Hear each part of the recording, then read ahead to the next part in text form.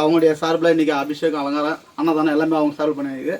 Already ஒரு 4-5 மாதம் book ஆகிடுது. யாராவது அந்த மாதிரி செய்யணும்னு நினச்சிங்கன்னா நம்ம முன்பதிவு செய்துக்கலாம். அன்னதானம் அபிஷேகத்துக்கு 10,000 ரூபாய் செலவாகுது. அவங்க விருப்பம். மாதம் உங்களால் முடிஞ்சது எதனா தரனாலும் நம்ம அன்னதான குரூப்பில் நீங்கள் மெசேஜ் பண்ணிங்கன்னா நம்ம பார்த்துக்கலாம். நன்றி.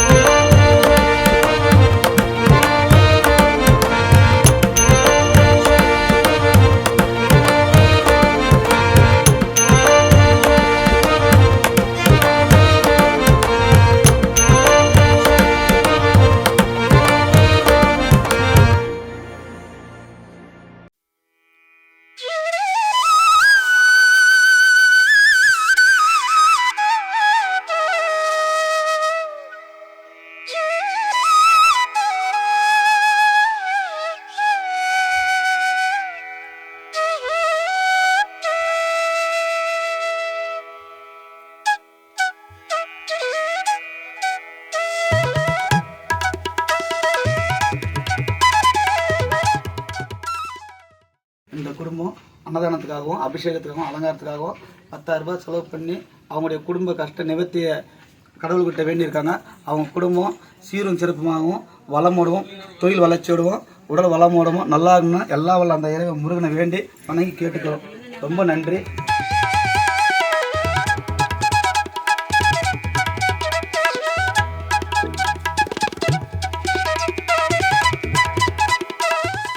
வெற்றிவேல் முருகனுக்கு வெற்றிவேல் முருகனுக்கு ஞானவேல் முருகனுக்கு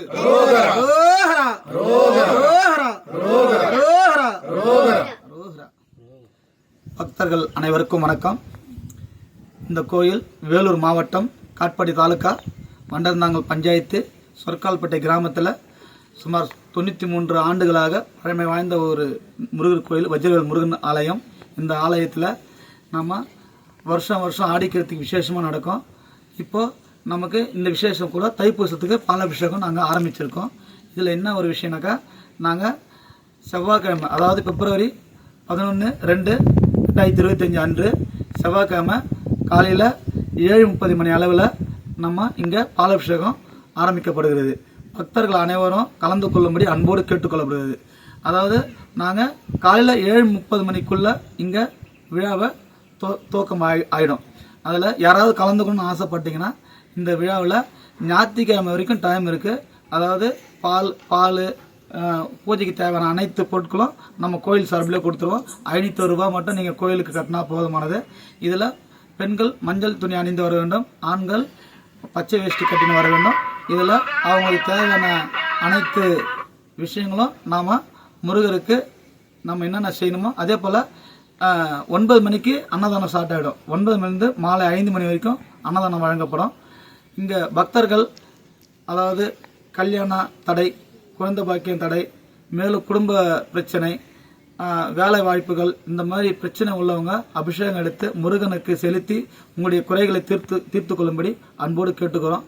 மேலும் இந்த கோயிலுக்கு யாரேனும் அன்னதானம் வழங்கணும்னு நினைச்சாலும், அபிஷேகத்தை என்ன செய்யணும்னு நினைச்சாலும், உங்களுக்கு ஏதாவது கோயிலுக்கு ஏதாவது பொருள் உதவியோ அல்லது பண உதவியோ செய்யணும்னு நினைச்சாலும் இந்த கோயிலை நீங்கள் அணுகி நிர்வாகிகளை நம்பர் வாங்கி நீங்கள் மேற்கொண்டு நீங்கள் செய்யணும்னு நினச்சா செய்யலாம்.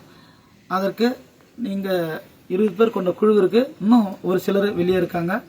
உங்களுக்கு தெரிஞ்ச ஆட்கள் மூலியமாக நீங்கள் சில விஷயங்களை கலந்து ஆலோசனை பண்ணி, அதாவது இந்த இடத்துக்கு எப்படி வரணும் தெரியாதவங்களுக்கு இந்த இடத்துக்கு எப்படி வரணும்னு கேட்டிங்கனாக்கா சொல்லுவாங்க.